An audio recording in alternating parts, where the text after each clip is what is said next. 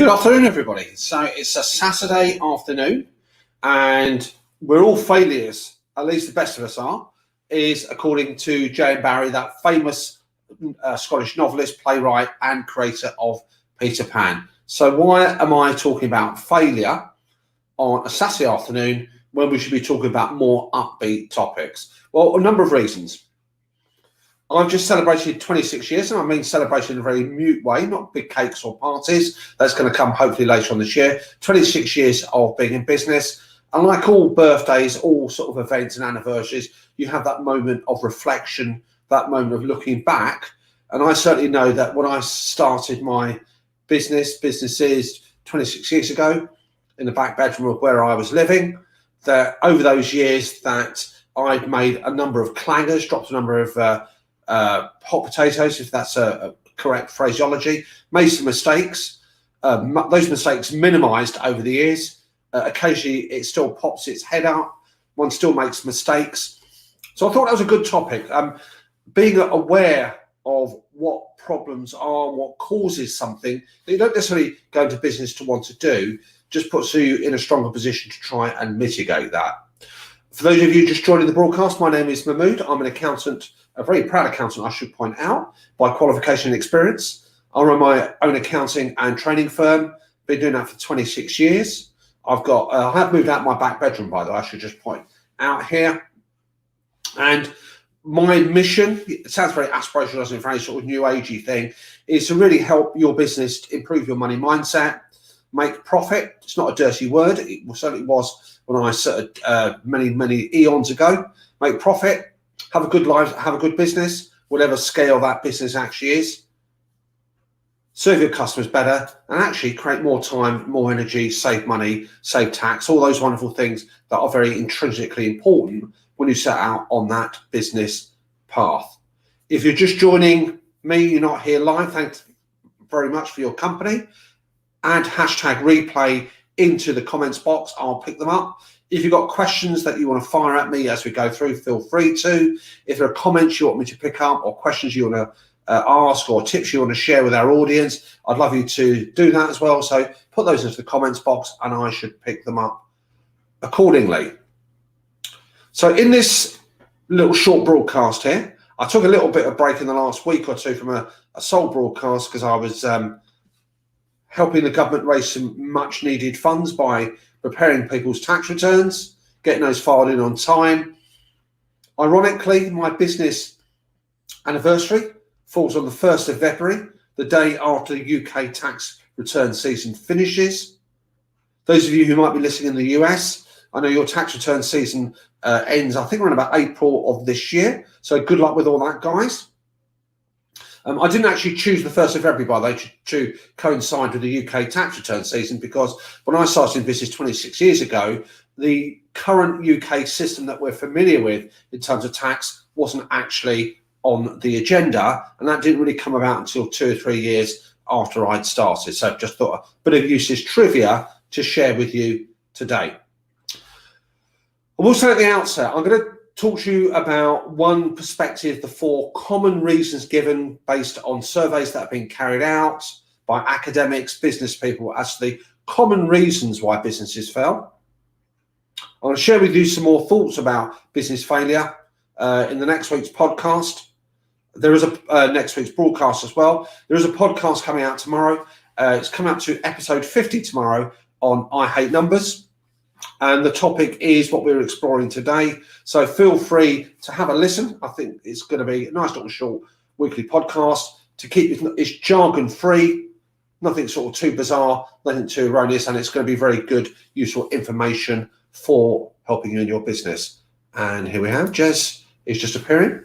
Good morning, or good afternoon, I should say, actually. Jez, how are you? Hope you're doing well. Jez operates in the world of taxation. She's usually, I'm sure, has seen many instances of failure of a different sort. What we're talking about today is business failure. And I want to emphasize something at the very beginning. Even though we can showcase the common reasons based on research and evidence as to why businesses fail, we're doing that so we can be aware of that. We can be aware of trying to have systems, have attitudes, having approaches that minimize the likelihood of that occurring, there is actually no real shame in failure itself. So failure seems to have a very negative connotation. And, let me put this into context. Nobody, as far as I'm aware, starts their business with a view to becoming a failure. But in terms of failure, things going wrong, things not going quite well, that in itself is not something you should be shameful of. Many businesses that are very established in the public mindset, from the big corporates like Richard Branson, from Apple, from all those big companies here, have had episodes and periods in their history where they've done things which have gone wrong. We've got the recent case of Jeff Bezos, who's now stepping back as the active chairman, CEO of Amazon. He's becoming the chairperson. Somebody else is taking over, the guy who runs up AWS, Amazon Web Services. But in his early days, he did things which went wrong. Even in more recent times, he's done things which he's tried and hasn't quite worked, and he's lost money as a result. So failure in itself, don't wear that as a badge of shame. Don't wear that. But again, obviously, we don't set up businesses to fail, but it's a natural evolutionary process, especially if you're jumping into business and that's not been your previous background. If you're leaving from the world of work, where effectively things are done slightly differently, your mindset and approach will be completely different. In my experience, it takes typically 2 or 3 years to make that transformation in your mind to become what I call a proper business person, if there is such a thing. And again, if I cast back on my own experience, if I look back at how I did things in the early days and even more recently, some mistakes, I'm thinking, I don't recognize that individual, but you've got to go through that pain barrier sometimes to learn from those mistakes. So if you've got the right approach, the right mindset, those failures you can turn into positivities. We've got that well-worn example of Edison and his 10,000 steps to get things right. So remember, even though we're not saying you're not going to experience failure, let's have a look in terms of what we can do to try and prevent it. I'm glad you like that little comment there, Jez. So Jez has picked up there. So Jez is an expert in her own right in the world of taxation. I'll give you a little plug there, Jez. So very expert, very knowledgeable individual. I'm a tax practitioner as well, operating slightly different waters to Jez, but there's a nice bit of free profile and publicity. So those of you who just stumbled across this broadcast, again, just add your hashtag replay. Let me know that you're out there. If you've got some comments to share or tips as we want, then, feel free to actually chuck those in. Well, let's crack on with what today's broadcast is. Now, for me, there are what's on the bottom of the screen are the 4 areas that research commonly suggests are the major contributing factors behind business failure. And business failure is measured in one of 2 ways. It's either close the doors, shut the lights on your way out, your business is not going to continue, or certainly in the larger corporate world, when I've actually delivered instruction courses on financial management, performance management. Some corporates, certainly when they measure things more robustly, they may look at an inadequate return on investment as another sign of failure. So however you interpret that, even when we might dip into examples of the larger companies, this is very much applicable to whether you're an acorn-sized business, a solopreneur, a small company just starting off in your business journey. There are lessons and transferability of knowledge that we can take on board. Number 1 on our hit list, and I all share that idea of poor, is planning. Now, I'm not referring to a plan in its own right. So a plan can sometimes be seen as a straitjacket, but it's your approach to how you see your business. So if you're forever looking backwards, if you're forever looking behind you as to what's happening, but you're not looking ahead, then that I would say is a retrograde step. Anybody in any field, in any sector, in any discipline, whether it's music, whether it's the arts, whether it's business, whether it's sports, whether it's even on a personal level for, health and well-being, whatever it is, whether it's a hobby, whatever it is you do, if you do not have some idea about planning of how you're going to achieve your success, whatever that notion of success is, you're going to find life very, very difficult. So that lack of planning And even in large corporates, they won't necessarily do that. That lack of planning, that lack of robust thinking about what your end destination is going to be, the path that you need to set to actually achieve that ultimate objective is a major factor. And I think about 68 to 75% of businesses that have failed, a lack of poor planning and leadership that comes within that is a major contributory factor. For those of you who might think, oh, actually, business plans, they're so yesterday, I would say that's certainly not the outlook that you should be adopting. If you want your business to propel itself forward, even if you want it just to sustain and survive, you need to have a mindset that is configured and constructed towards business planning. And business planning is a whole multitude of things. It's about thinking, what is for me, my own business, not for somebody else's business, what's my idea of my end goal, my end objective, my end destination?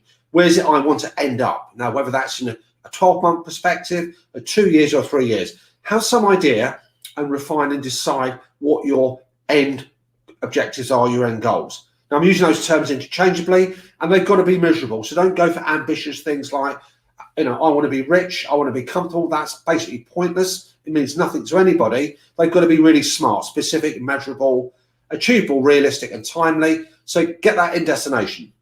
Then figure out, how do you actually get to that end point?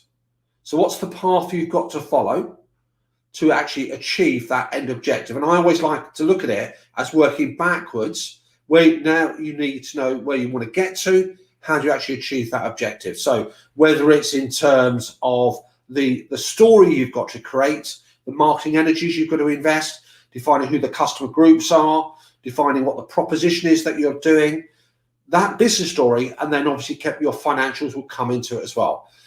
If you want to check out the resources we've got on our website, I think we've got the links at the top. There's plenty of resources that are free that's going to help you put together some idea of a business plan, think about that planning process, but certainly strengthen your business planning approach. And that is one thing ticked off the list of 4. The other thing is in numbers, and they're talking about predominantly in financial planning.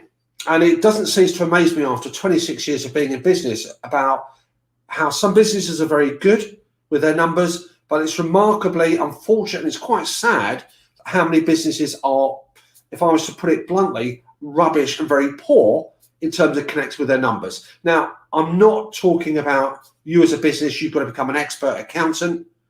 That is something that takes several years of training. That's unrealistic. It's not about saying be an accountant, be a qualified person, but it's being aware that your numbers in your business are really essential for helping you guide and navigate your path in business. So if you cannot answer those basic questions about how much things are costing you now, if you cannot address that area about how much money is coming in, how much you're generating, if you cannot look at and see what areas of your business are you spending money, what are the different activities that are going on, your numbers are your control panel, your dashboard telling you what's going under the bonnet.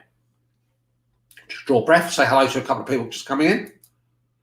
So Janice, very proficient, very skilled proofreader there. Good morning. Good up. Keep saying good morning for some reason. I don't know why. I don't know. It's because I started quite early at my offices this morning, but it's the afternoon here. So if you're joining in the UK, it is still just come up to 20 past 12. So under no way on this earth can that be classified as afternoon.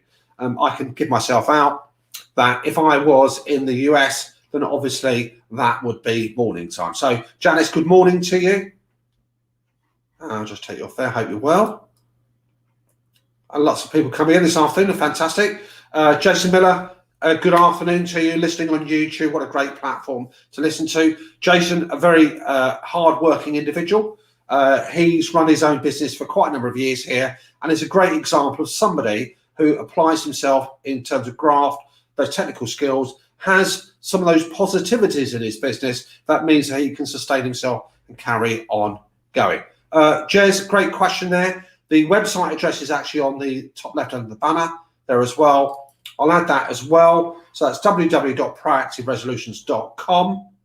And again, lots of resources there, some free guides as well. If you're happy, you want to join us on our mailing list, then obviously be part of our client family. We've got lots of people on our mailing list, by the way, who aren't even clients of ours, but we still like to engage. We like to share. I come from a background of education, by the way, so I don't know if that's part of the reason that I love to help and share and also make money at the same time. So let's not get carried away with this. It's a completely voluntary thing. So planning, numbers. Now, I think part of the reason is lots of businesses still rely on what I call the annual accounts. So once a year, and many of you who are running your own self-employed businesses will have completed a tax return, a set of accounts. If you're companies, you'll have completed a set of accounts. You do that typically once a year, do the compliance obligations with the tax man, get it off.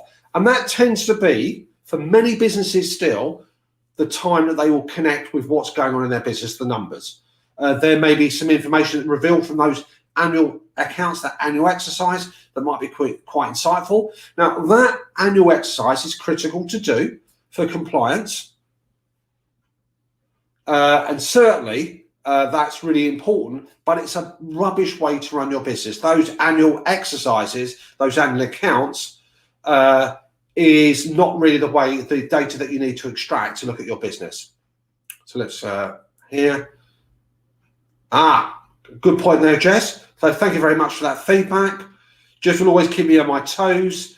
That, you know, if there's improvements that I can make on the broadcast, which I'm always receptive to, she'll point it out to me. So that's great. I'll do that for next time round. It's in the way, the live symbol. I can't see what you're seeing, Jess, but that's really good, useful to be aware of that. So for those of you just coming on, obviously you can see my name going across on the left-hand side, www.proactiveresolutions.com. I'll add that in the comments box at the end of the show. Have a look on there, and by all means, you know, dive in and have a look at those resources. I think part of the battle with the numbers, I think it's partly a mindset issue. Many of us think that to actually connect with your business numbers, you've got to be numerate, you've got to be mathematically gifted. That's not really the point. The other reason behind it is you may have good systems like spreadsheets for collating data. If you regularly update, that's great. I think nowadays with technology and the price of these things here, I think every business, however big you are, you need a cloud or a digital system that plugs in, that monitors and keeps up to date with that data. From the price of a cup of coffee to a gin and tonic, there's a great range of packages out there. I've got my own preference, which is not really the topic of today, but certainly I would recommend any business that you've got to invest in that activity. You've got to capture your numbers. You've got to get closer to them. The amazing insights you can get from those numbers and telling you how to drive your way forward is really quite powerful. So that's the second rationale. The common reason is businesses are basically rubbish when it comes to financial planning, financial systems. And that's things like not even doing cash flow forecasts. And if I was to recommend anything, one single thing I would say to every single business, whatever size you are, however, whatever stage you are in your business cycle, you must do, and I'm going to use the word must, an annual cash flow which you keep up to date. Cash is still that one determinant, by the way, that will definitely guarantee whether your business is going to carry on or whether you're actually going to hit the wall. You've got adequate access to cash, you will continue. You can lose money, not make profits and survive, but cash is the ultimate engine oil to keep that business running. So financial systems, cash flow forecasting, all those things are things that you need to address and certainly be aware of. Now, the third arena, and I'm by no means a marketing expert or guru, I'm familiar with what marketing is. I've done that over the years. I've got experts in my own team and I help outsource it too. But businesses are still quite poor at marketing. And marketing, by the way, there's definitely a complexity behind it. It's not just about social media posts. It's about thinking about who is your customer. However we think that we're there for everybody, that's going to be palpably untrue. Our businesses have got to be focusing on a particular demographic, a customer group, if you want, a cohort. So it's understanding who that customer is, but it's also about understanding what those customer pain points are. So once we've got an idea who the customers are that we want to serve, that we want to look at, however we define them, however we describe them, we've got to understand from their perspective what their pain points are, what the problems are in terms of that they're trying to solve. Customers come to you for solutions and they want you to help give them some degree of transformation. There are two types of business in the main that I've experienced and seen and been involved with over the decades. There are what are called product-focused businesses, which says, look, I do wonderful things. I've got this great piece of technology. I'm brilliant at what I do. And therefore, you will take it on board. And they look at the world through their own eyes. And that's very dangerous these days. That product-focused business only really works if you're a monopoly. If you're the only show in town, if you're the only business that actually does something of that nature, fantastic, you can do whatever you like. But it's extremely difficult to find an entity that is actually a monopoly provider. So if you're not a monopoly provider, if you don't own the complete marketplace, you've got to be customer focused, and that's the way to go. Understand what your customers want, understand what you can deliver to them, understand the transformation you can make, think about the messaging that you've got to do, and get a good marketing plan. Poor marketing is still the death knell of many, many businesses. Let me just take a pause there. Oh, great question there, Jess. Let me see what the questions let me share. Now, this links, I think, to the financial planning aspects we talked about. Now, those of you who are UK based, we know we've just had tax returns filed in. I'll just keep that question on the screen for a second or two. We know we've had this situation where when you've had your tax returns filed for January, the government are giving you a bit of a window now. If you are late filing your tax return, they are giving you to the end of February to avoid penalties. Interest is still running on the tax, though, by the way.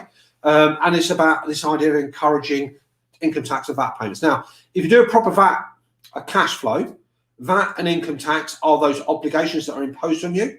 Yes, there are things to do to mitigate them, but remember, a delay doesn't mean a cancellation there as well. If it's a necessity in any form of cash flow planning that you're doing, once you've done your cash flow story, you say, this is when my payments have got to be made. This is when the money comes in. If you find that you've got a period of time where you've got more cash going out, which you can't fund, then you can look at options. You can either delay cash payments, so that could be delayed. But remember, all you're doing is you're kicking it into the long grass. You're kicking it into some point in the future where it's still got to be met. So answering your question, Jez, if a business does not have much option, pardon me, but to defer and delay their income tax and VAT payments, that's fine, as long as the business has got some way to make good that shortfall in the future. So encouraging situations where you encourage people to take on debt, to delay debt, I think it's a great application point. It's a great thing to consider. But again, you still got to think ahead. Don't think just on the money going outside. You've got to think about things you can do to challenge other costs, generating more income. So look, anything you can do, it avoids the government having to inject in money. But there's a lot of people who will be responsible for funding those deferments of tax, and those are people who aren't necessarily in business themselves. So watch this space would be my short answer. I can see some merit, but I'm not necessarily a big fan of delaying debt, unless there is no choice. Now, the fourth given reason for business failure is poor management. Now, we've all done this ourselves. We think we have all the skills that we need to run a business. We believe that we've got the answers. Nobody knows our business better than us, which could be true. But it's that situation where managers are too proud, too stuck in traditional ways of actually seeking outside help. There's an old cliched phrase about getting in the way of yourself, and you can actually be the weakness in your own business. Now, I recognise that myself. I'm getting better these days at delegating tasks. Delegation is not about abrogation, by the way. So there are certain things you've got to look at what you're doing and ask yourself, is this the best use of my time? Is this the best use of my energy? Should I actually invest that time and energy getting somebody else to come in? Do I have any development needs myself? And we don't know everything. Every single business needs access to experts, needs access to other skills that you may not actually possess yourself. So bad management in terms of decision making, in terms of resilience, in terms of understanding what's going on in the business here, that is still, unfortunately, a major contributing factor into business failure. So let's wrap up what we've got here. Let's summarize. Now, the reason for this broadcast is not to say, oh, your business is going to fail. Failure is something that happens pretty much in some degree or otherwise to every single business out there. No, we don't encourage it, we don't seek it, but it happens. So first of all, don't get swamped by it.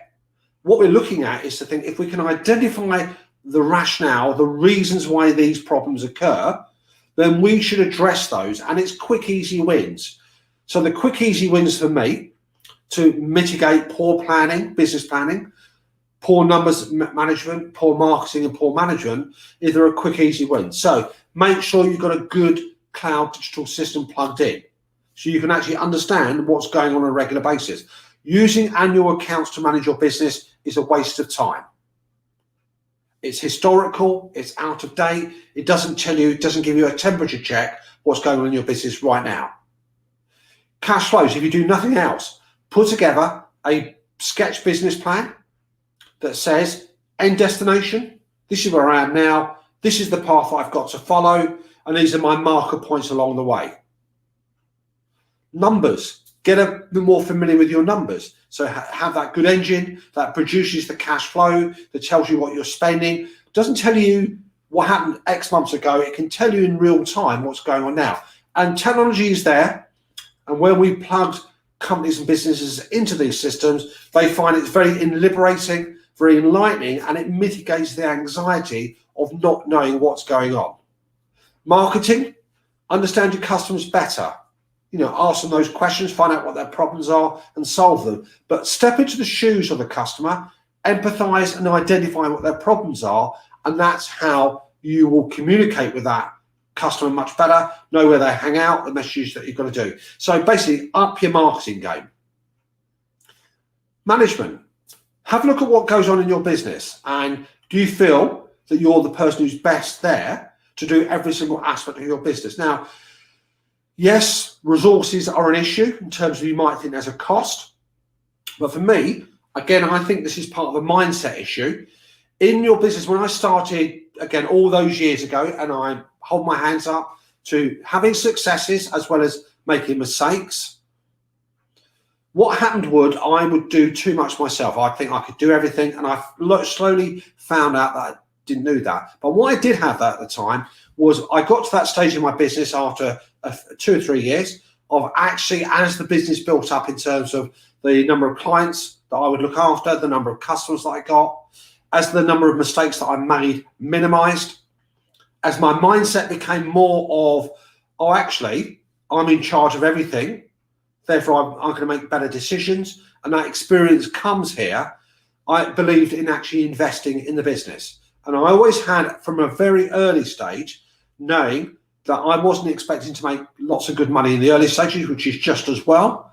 But you have to invest time and energy now to get those benefits later on. And business is predominantly about you invest now in infrastructure, capacity, know-how, delivery mechanisms, communication.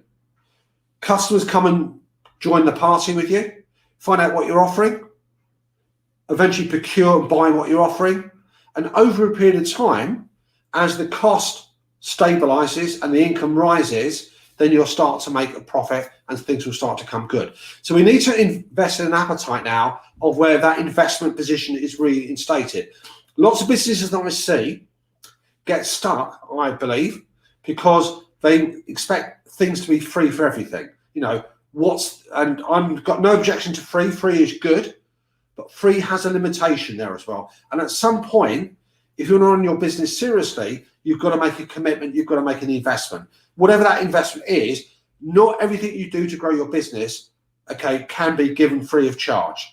At some point, you have to make a decision to invest consciously in your business by resources, by skilling, expertise, infrastructure, knowledge, in order to power that business, in order to sustain and to grow. Okay, folks, look, thanks very much for your company this afternoon. If you want to grab some more information, check out the website www.proactiveresolutions.com. I'll leave a link in the comments box at the end. Podcast coming out tomorrow. It's a weekly episode. It's episode 50 coming out tomorrow, by the way. So in 2 weeks' time, it'll be 1 year since the I Hate Numbers podcast was launched. One of the things I'm asking people is, if you were to think of a podcast theme for episode 52, what would you want to talk about? What would you like to hear about? What is it in your business world, your business arena, that you think you'd like to listen to and make a good topic there as well? That's going to be broadcast tomorrow. Lots of other good stuff. And apart from that, have a fantastic rest of the Saturday. Hope you all like my new cat lesson, tribute to one of my cats, who's at home in our new catio, if not playing outside. That's a bit of distraction there. But listen, folks, apologies for the rambling a bit. Thank you for your company today. And apart from that, have a fantastic Saturday, and I'll see you guys soon. And let's play out with a very nice upbeat record. Goodbye from